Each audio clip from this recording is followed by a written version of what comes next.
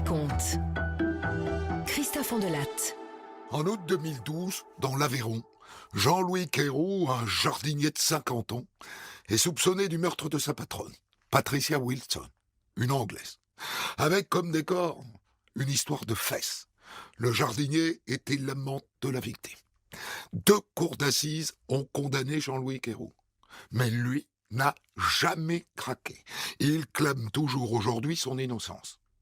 Ouvrons ensemble la cote B du dossier d'instruction de Jean-Louis Queyroux. Europe 1, Christophe Andelatte.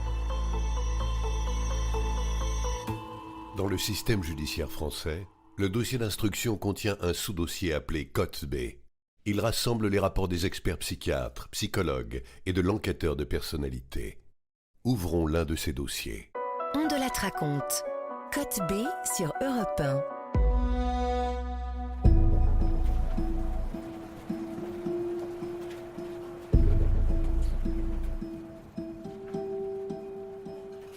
« 22 août 2012, gendarmerie de Villefranche-de-Rouergue, dans l'Aveyron. Gendarmerie, j'écoute. Bonjour monsieur. Voilà, on est très inquiet. Notre amie Patricia Wilson a disparu depuis 5 jours. Wilson, vous dites. Quel âge? Où vit-elle? Elle a 58 ans. Elle habite un petit village qui s'appelle Vabre-Tizac. Et elle est anglaise. Écoutez, très bien, madame. Et je vous envoie quelqu'un.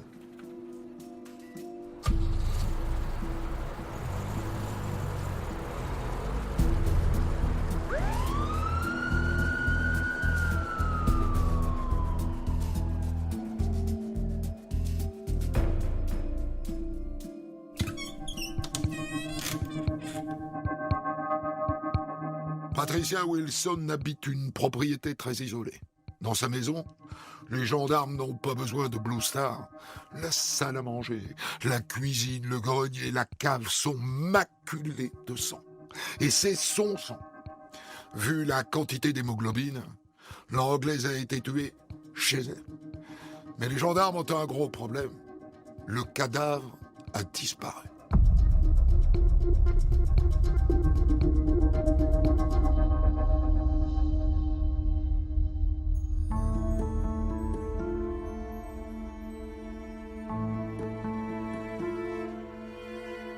Patricia Wilson est mariée à un Anglais resté au pays. Il est hors de cause. Les gendarmes se concentrent donc sur le jardinier, Jean-Louis Queyroux, car ses empreintes digitales, figurez-vous, sont mêlées au sang de l'Anglaise.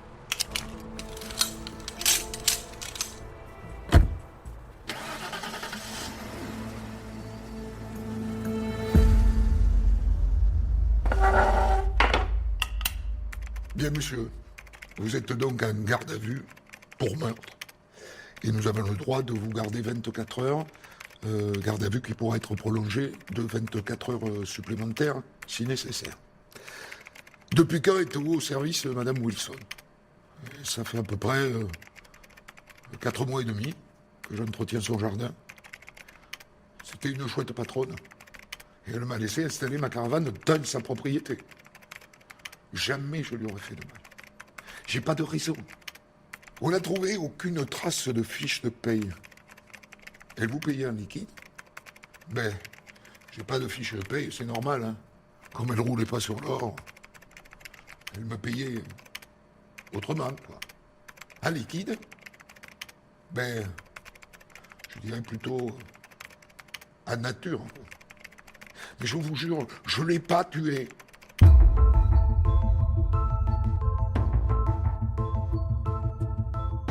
Il y a 2 choses qui interpellent. C'est d'une part la revendication de son innocence d'emblée et par ailleurs l'absence de corps. Roselyne Tessier, experte psychologue. Soit on a affaire à un innocent et donc on va essayer de savoir le pourquoi il est impliqué dans cette affaire, soit il y a des éléments importants contre lui et on va déterminer le déni. qui consiste à effacer totalement les faits. Circuler, il n'y a rien à voir, moi j'ai rien à voir là-dedans. C'est l'examen psychologique qui va le déterminer, hein. C'est pas la lecture du dossier bien évidemment, c'est l'examen psychologique qui va déterminer, qui va qualifier en quelque sorte son attitude en termes de déni.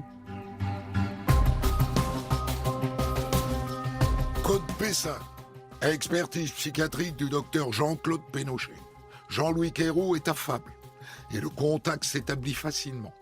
La présentation est très correcte, l'attitude polie, respectueux de son interlocuteur, il comprend bien la situation de l'expertise.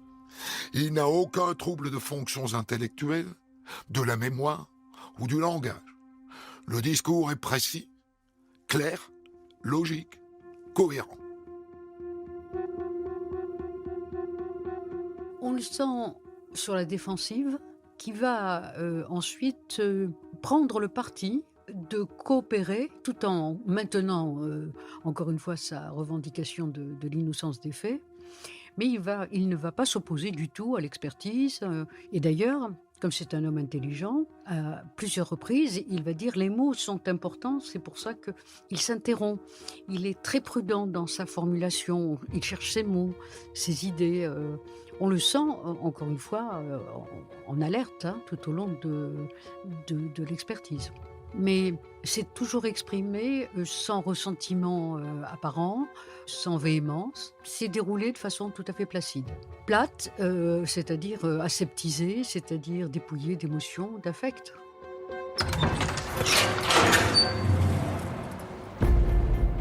Bien. Monsieur Queyroux, je suis experte psychologue. Je ne suis pas là pour vous juger, mais pour tenter de comprendre pourquoi vous en êtes arrivé là. Vous êtes donc soupçonné du meurtre de Patricia Wilson. Que pouvez-vous me dire sur ces accusations? Et que c'est pas moi. Cherchez ailleurs. Même si vous me mettez la perpétuité sur les épaules, je changerai pas de position puisque c'est pas moi qui ai commis les faits. On peut en reparler tous les jours, que voulez-vous que je vous dise? Je serais bien obligé de vous redire la même chose. On lui renvoie des éléments qui le mettent en cause. Il ne s'en émeut pas. C'est ça qui est surprenant. Mais par contre, il contre-argumente. Par exemple, on a retrouvé le sang de la victime dans sa voiture. Il va nous raconter qu'elle prenait souvent sa voiture et qu'elle avait dû se blesser avec un couteau. Donc d'où le sang qu'on avait trouvé dans la voiture. Il est plein d'arguties. C'est-à-dire qu'il arrive toujours à trouver un argument à une question qui est embarrassante.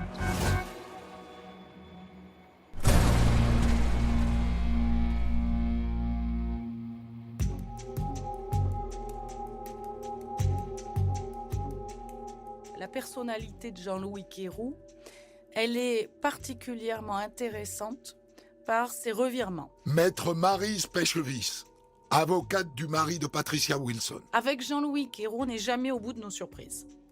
Ça change tout le temps, c'est incohérent, il ne se gêne pas pour accuser les autres. En effet, à un moment donné, il va laisser entendre que le seul qui peut avoir voulu attenter à la vie de Patricia, c'est son compagnon d'au-delà de Marcus pour des raisons de jalousie. Quand on va lui demander mais pourquoi il y a du sang de Patricia dans le coffre et à différents endroits de la voiture et son ADN sur la lampe frontale, etc., il va expliquer que Patricia est une Anglaise à la peau fine et claire et que donc elle se blesse facilement et que comme elle a pu se servir de la voiture pour faire des courses ou autre, elle a pu laisser son sang. Donc à chaque fois, il va essayer d'ajuster ses versions. Là où il va avoir une modification radicale, c'est quand on va lui mettre sous le nez l'ADN et ses empreintes. Et qu'il va être réentendu au début de l'année 2013. Là, évidemment, il est au pied du mur. Et il va raconter une histoire complètement abracadabrante. Monsieur Queyroux, vous ne pouvez plus vous entêter dans vos dénégations. Il faut vous expliquer. Pourquoi retrouve-t-on vos empreintes de chaussures dans la flaque de sang de Madame Wilson? Et comment expliquez-vous qu'il y ait des empreintes digitales qui sont vos empreintes mêlées au sang de Madame Wilson sur le disjoncteur électrique? Eh bien, le soir du 17 août, je voulais aller à une fête à Najac. Mais avant, je suis allé voir Patricia. Je voulais lui proposer de venir avec moi. Donc je suis entré dans la maison. Tout était éteint. Et c'est vrai que j'ai mis les pieds partout. J'ai touché les meubles, c'était gluant. Mais je ne savais pas que c'était du sang. Et Patricia, je ne l'ai pas vue. Alors je suis allé à la fête et je suis rentré ensuite me coucher à ma caravane. Monsieur Kérou, convenez que ce que vous dites n'a strictement aucun sens. Et bien pourtant, c'est la vérité vraie. Jean-Louis Kérou a une personnalité capable de donner le change, qu'il a des aptitudes intellectuelles, qu'il a des acquis éducatifs, mais que c'est assez tumultueux à l'intérieur, qu'il y a des failles. Ce qui va nous éclairer plus sur sa personnalité, ce sont les témoins, c'est-à-dire notamment ses clients au niveau du jardinage. Il va être décrit comme quelqu'un qui a une personnalité explosive. Patricia Wilson dira de lui à ses amis que c'est Dr Jekyll et Mr Hyde. Il peut être autant gentil qu'il peut être méchant.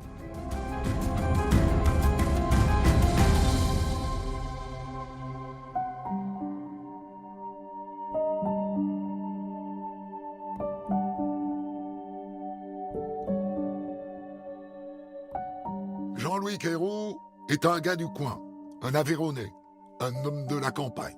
Son père était maçon et sa mère, ma foi, tenait la maison. Elle gérait 9 enfants.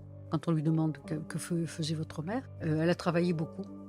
Parce qu'elle a fait 9 enfants, dit-il. Et en plus, elle s'occupait de la porcherie.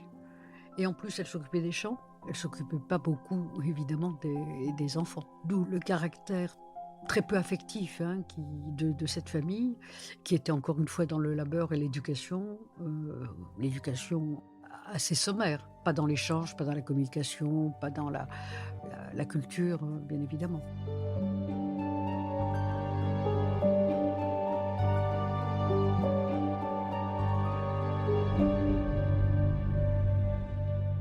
Pas de traumatisme à ce qu'il en dit, en tout cas. À l'école, il n'est pas très motivé.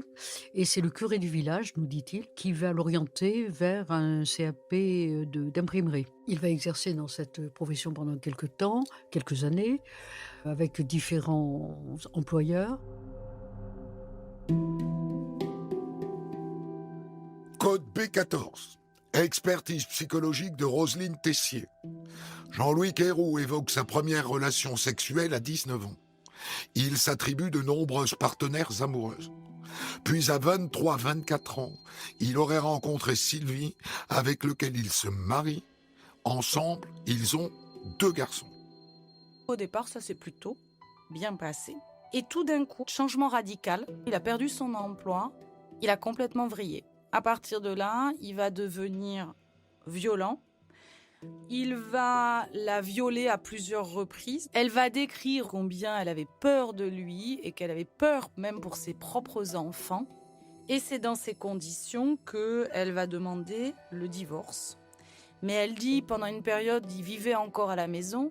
Il dormait plus dans la même chambre que moi et pourtant il s'imposait encore dans le lit à plusieurs reprises et elle subissait des choses. Mais ça montre bien que cet homme est dans une toute-puissance et que s'il veut une femme, il doit l'avoir.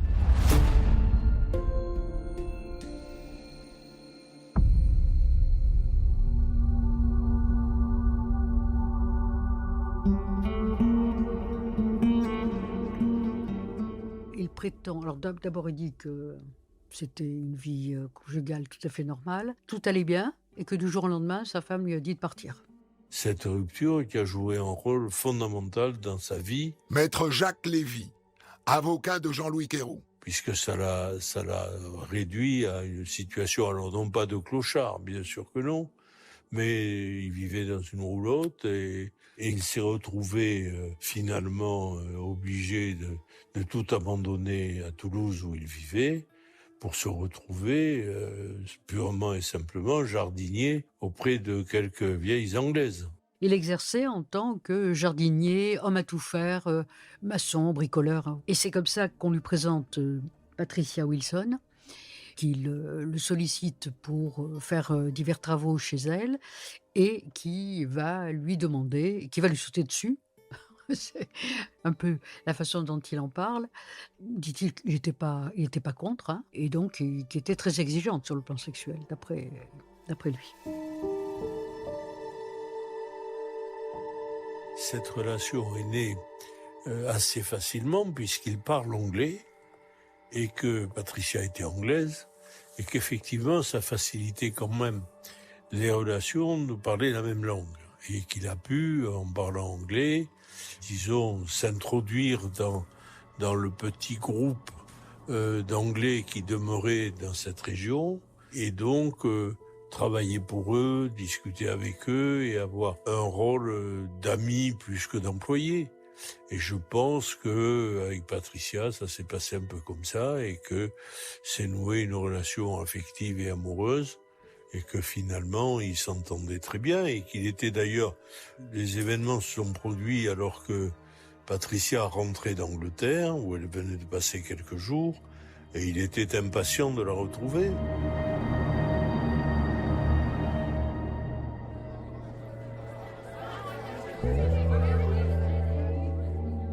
Elle, c'est une hippie. Régis Quérol, président de la cour d'assises de l'Aveyron.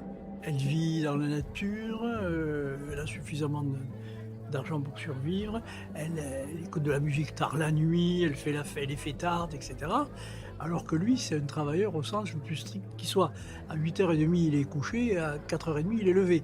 Donc, il y avait une différence de mentalité, parce qu'il ne comprenait pas le monde de la même manière, et une différence de rythme de vie.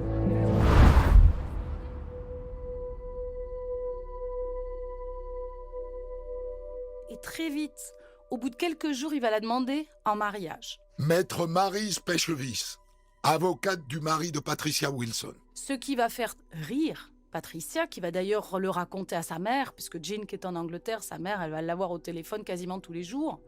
Et elle lui dit, tu sais pas, Jean-Louis m'a demandé en mariage. Je lui ai répondu que c'était totalement ridicule. Et Patricia va très clairement expliquer à son entourage que Jean-Louis, c'est vraiment une passade, c'est pour s'amuser, c'est pour passer le temps. Et rapidement, Jean-Louis va se montrer de plus en plus possessif. Il va vouloir contrôler les sorties de Patricia, contrôler l'heure à laquelle elle va se coucher, contrôler sa consommation d'alcool. Et ça va vite devenir pesant pour Patricia. C'est là que donc les premières disputes vont éclater. Le 25 juillet 2012, 3 jours auparavant, ils se sont séparés. Une dispute a éclaté. Et alors qu'elle est en plein sommeil, à 5h du matin, elle va se réveiller avec un coussin sur la tête. Jean-Louis Quéroux va, à un moment donné, enlever ce coussin et va lui dire « Je fais ça pour te montrer que tu as besoin d'un homme à la maison. » Monsieur Quérou, plusieurs amis de Patricia ont déclaré que vous avez tenté de l'étouffer avec un coussin après une violente dispute. Vous confirmez? Et tout ça est faux, madame la juge. Quand je suis arrivé, Patricia était par terre d'un son vomi. C'est ça la vérité. Le reste, ce sont des commérages.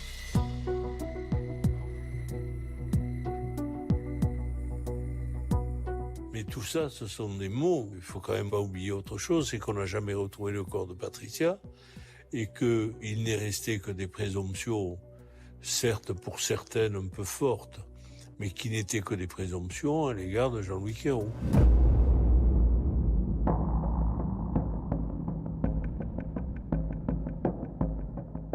Chez Quérou, il y a une rage.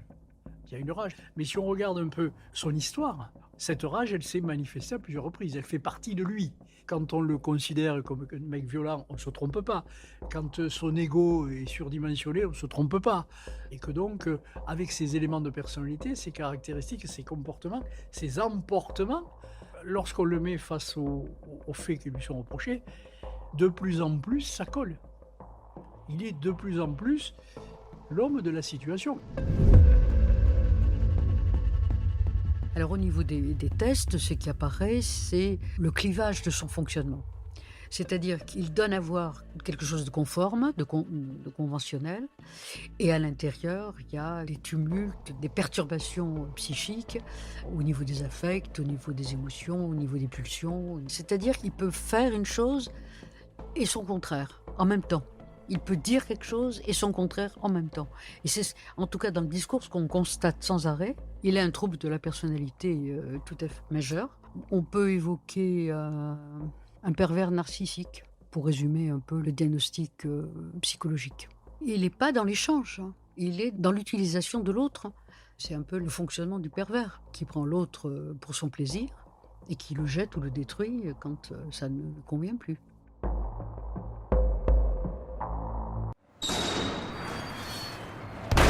On de la raconte, Code B, la suite de votre épisode.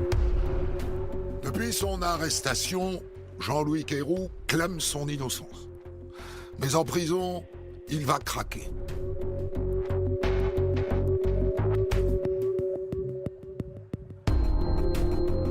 Il a dû avoir à un moment donné envie quand même de libérer ce qu'il avait sur le cœur. Maître Maryse Pêchevis, avocate du mari de Patricia Wilson. Puisque quelques jours à peine après son arrivée à la maison d'arrêt de Villeneuve-les-Maguelones, il va faire des révélations à 2 codétenus. Il va leur expliquer que, effectivement, il est bien l'assassin de l'Anglaise, qui se serait disputé avec elle au sujet d'une dette d'argent, qu'elle était à ce moment-là alcoolisée, qu'elle avait commencé à s'en prendre physiquement à lui, qu'il l'avait repoussée en lui donnant des coups de poing à l'estomac et à la poitrine, qu'ils étaient ainsi passés du salon à la grange, qu'il lui a porté de nouveaux coups, elle est tombée au sol et que c'est là où elle se serait littéralement explosé le crâne. Et il va leur raconter qu'il l'avait dénudée, mise dans le coffre de sa voiture, qu'il avait parcouru une 20aine de kilomètres, s'était débarrassé de son corps en le jetant dans le talus, qu'il avait recouvert de branchages et de boue, et il avait même ajouté quelque chose comme de toute façon les cochons sauvages en feraient son affaire.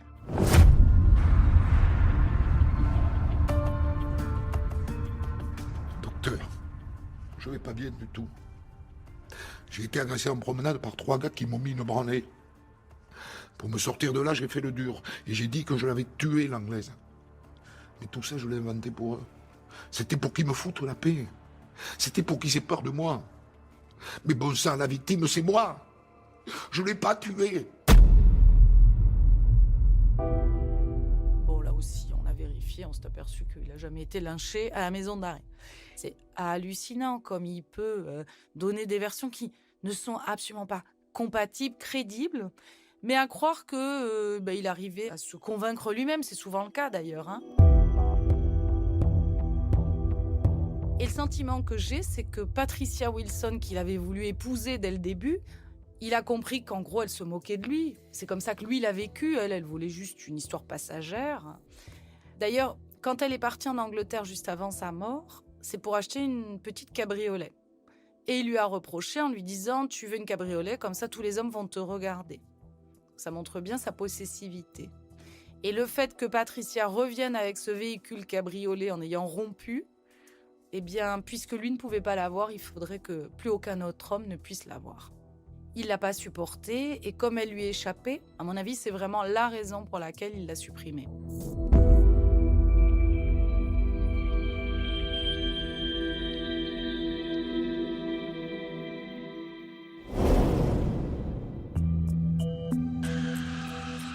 Notre Cayrou, qui est le local, il est en situation de subordination puisque les autres le font travailler.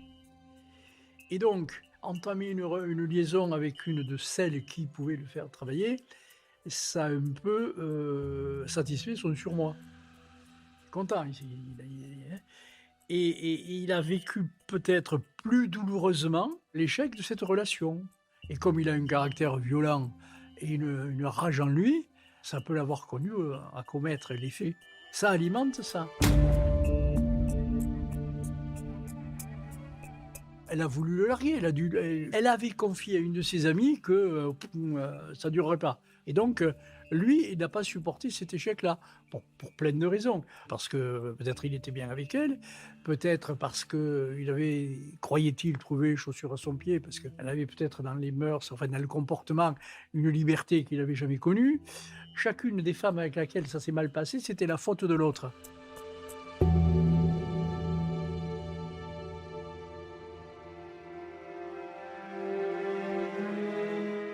Code B35. Enquête de personnalité de Christiane Chenu.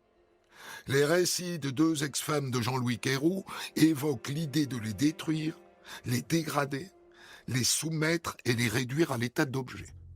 D'ailleurs, il peut les quitter et revenir quand il décide, et ne supporte pas de devoir s'en justifier. Il est impossible pour Jean-Louis Queyroux de prendre conscience de sa part de responsabilité dans ses échecs amoureux. Lorsque les relations cessent, ses partenaires en sont tenus pour responsables et il se pose alors en victime abandonnée. C'est jamais de sa faute.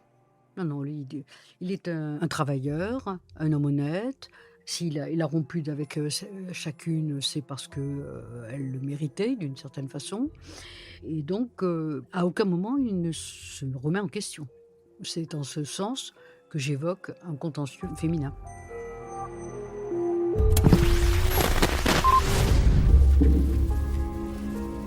C'est demain que s'ouvre le procès de Jean-Louis Queyroux, âgé de 53 ans, devant la cour d'assises de Rodez. Le jardinier est accusé d'avoir tué Patricia Wilson, une Anglaise de 58 ans. Les empreintes de Jean-Louis Queyroux ont été retrouvées dans le sang de la victime, laissé dans la maison.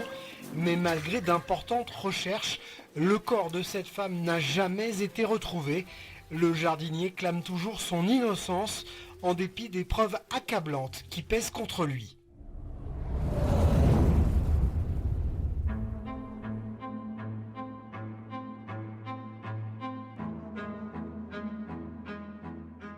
Cet homme a toujours affirmé qu'il était innocent. Donc moi, j'ai pas eu besoin de le préparer particulièrement. J'ai simplement donné des conseils de base pour lui dire, voilà, méfiez-vous, manifestez pas de colère, quoi qu'on dise, restez calme et répondez aux questions qu'on va vous poser. C'est tous les conseils que je pouvais lui donner, c'est cela, et pas d'autres. Simplement d'être calme, d'être serein et de répondre très clairement aux questions qu'on lui posait. Et comme il s'exprimait très bien, c'était pas un problème.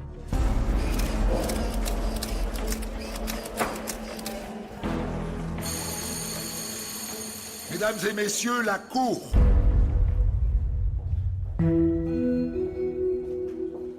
Mais j'ai en face de moi un type qui est accusé, qui se dit innocent. Donc, c'est pas un comportement incompatible avec la situation qui est la sienne.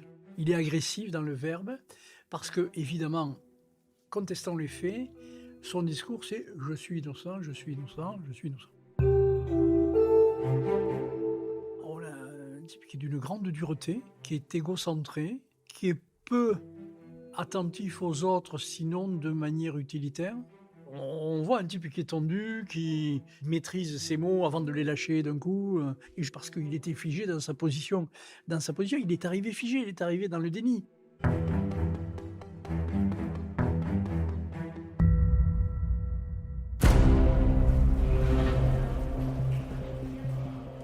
Quatre ans après le meurtre de Patricia Wilson, son jardinier et amant Jean-Louis Queyroux est jugé par la cour d'assises de l'Aveyron. Et fidèle à son habitude depuis son arrestation, il nie. J'ai eu plusieurs fois, mais peut-être parce que je suis pas volubile, très très présent, j'ai eu plusieurs fois des aveux à la barre. Régis Quérol, président de la cour d'assises de l'Aveyron. Je n'ai jamais regardé quelqu'un de haut. J'ai toujours parlé aux gens à égalité. Même à l'accusé qui est dans le box, et moi président. Je lui parle à égalité. Je ne l'écrase pas. Moi, je n'ai pas de suffisance, je ne suis pas mégalo, donc je parle vraiment. Parce que je veux qu'il dise. Donc, mais je ne me force pas pour parler à égalité. C'est ma nature. Et souvent, ça peut payer.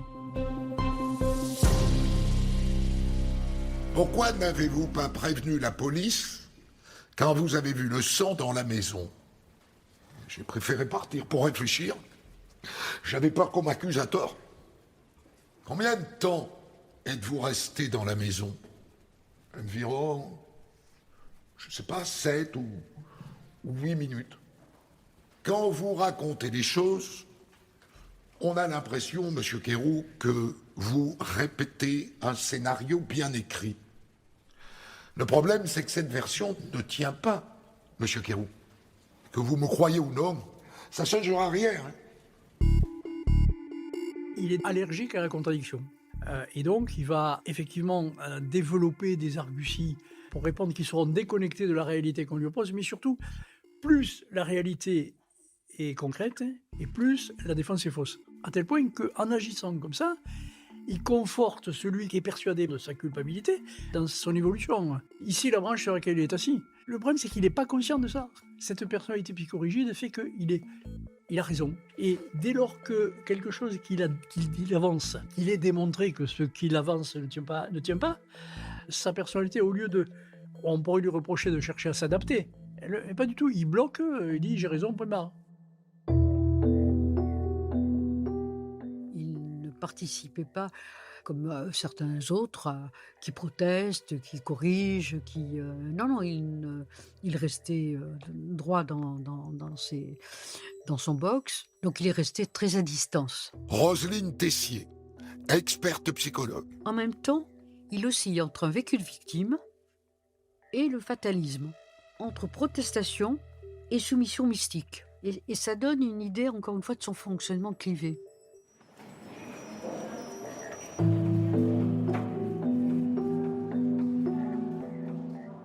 Monsieur le Président, je connais mon passé et je ne connais pas mon futur. Mais je n'ai pas tué cette femme. Je ne sais pas pourquoi on s'acharne sur moi. Enfin, je suis chrétien. Si le Seigneur a décidé que je finis en prison, je ne l'ai jamais fui. Et l'avenir, je le vois mal, mais bon, je l'accepte.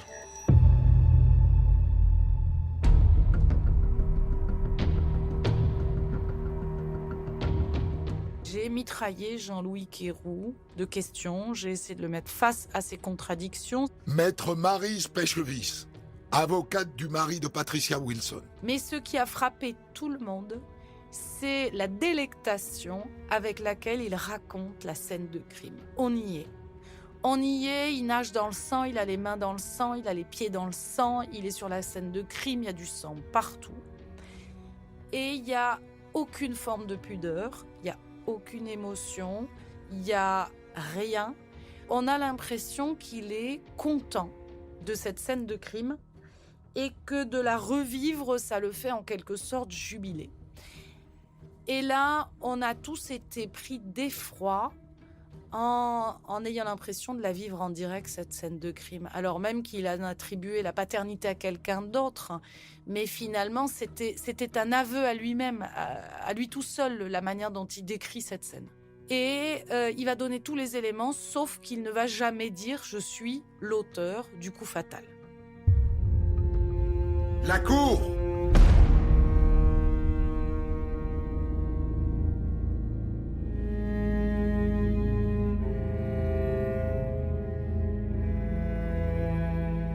Et donc, un des derniers jours, on arrive à l'audience et là, le président nous indique que Jean-Louis Quérou aurait fait une tentative de suicide et que le procès va démarrer un peu en retard, le temps qu'un médecin puisse examiner Jean-Louis Quérou et savoir s'il est en état de revenir à l'audience. Le médecin va voir Jean-Louis Quérou à la maison d'arrêt, va nous dire qu'il n'y a pas de difficulté. Et en fait, on va voir un Jean-Louis Quérou arriver, le visage griffé, rougi, et le président va lui demander si c'est ça sa tentative de suicide. Et donc oui, il s'est scarifié en réalité avec ses propres mains. Il s'est juste griffé le visage. Clairement, c'est une mise en scène. C'était un signe de révolte. Maître Jacques Lévy, avocat de Jean-Louis Quérou. Et quand vous sentez qu'on ne prend pas en compte ce que vous dites, ou on n'a pas envie de prendre en compte ce que vous dites, c'est un peu désespérant.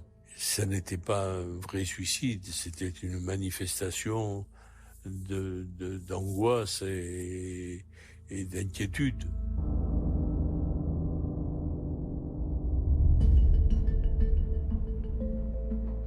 quant à la victime, il s'est distancié de la victime. Je crois qu'il n'a jamais dit son prénom, ni son nom, Patricia Wilson. Il dit effectivement cette expression, cette femme, c'est une forme de chosification. Alors ça veut dire deux choses. Bon, c'est dans sa démarche de « je suis innocent », etc. Mais c'est surtout dans le droit fil sur sa manière de concevoir le couple avec cette femme. Il y a une chosification là. Et bon, c'est toujours cette même personnalité égocentrée, mais sans réflexion. Le monde, c'est lui. Puis après, les autres doivent s'adapter.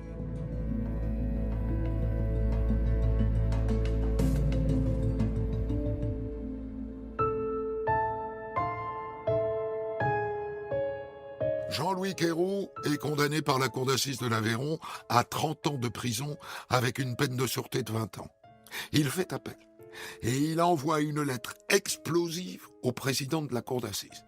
En août, le 17, jour d'anniversaire de la mort de Patricia, je vous raconterai toute cette histoire et toute cette soirée et je vous dirai où j'ai mis le corps pour pouvoir donner la possibilité à sa pauvre mère de l'enterrer.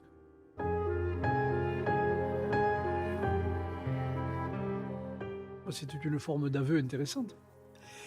Et il a conduit les gendarmes à un endroit qui s'appelle le lac des sorcières ou la fontaine des sorcières, je ne sais plus, pas très loin de l'endroit où il habitait et où il n'y avait rien du tout.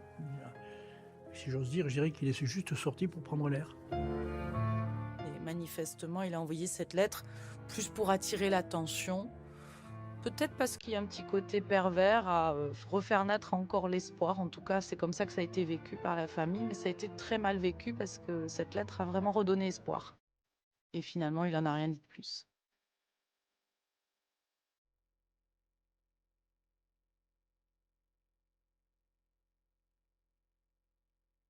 Dans sa lettre au président de la cour d'assises, Jean-Louis Queyroux ajoute « Je ne ferai jamais les 30 ans de prison. Je me suiciderai avant, car on m'enferme sans preuve. Et ça, c'est insupportable. » 2 ans plus tard, Jean-Louis Queyroux écope de la même peine, 30 ans de prison et 20 ans de sûreté.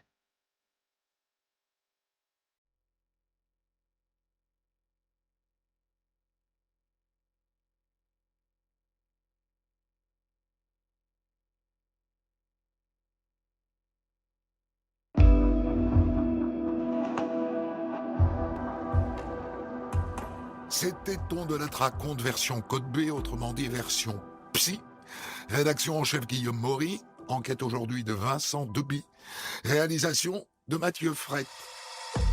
Retrouvez On de la Raconte Code B tous les vendredis et samedis dès 6h sur votre plateforme de podcast.